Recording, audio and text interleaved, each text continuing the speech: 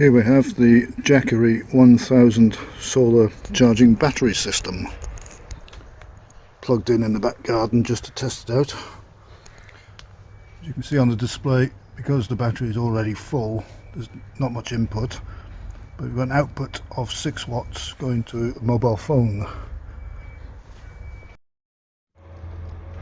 My wife has prepared some sunshine soup in an instant pot pressure cooker, so we're just about to turn it on. The instant pot is on and cooking, and the Jackery is quite comfortably ticking over at about 710 watts, which includes the mobile phone on top, and the solar panels are now putting in 120 watts.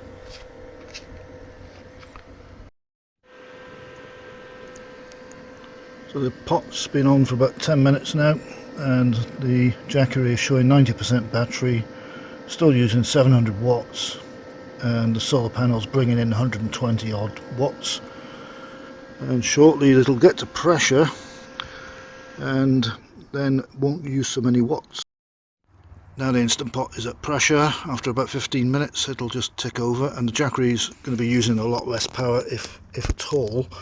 So it's sitting at 84% battery with an input from the solar panels still up at 60 something, a bit more shade on the patio, and the output 12 watts is probably just the mobile phone on top.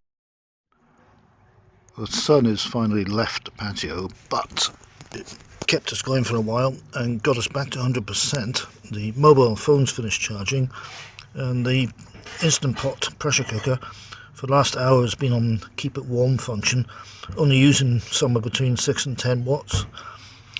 And there it is, we'll open it in a minute. But here we are opening the instant pot, and there is sunshine soup. Just give it a stir. So now we've got the blender plugged in as well.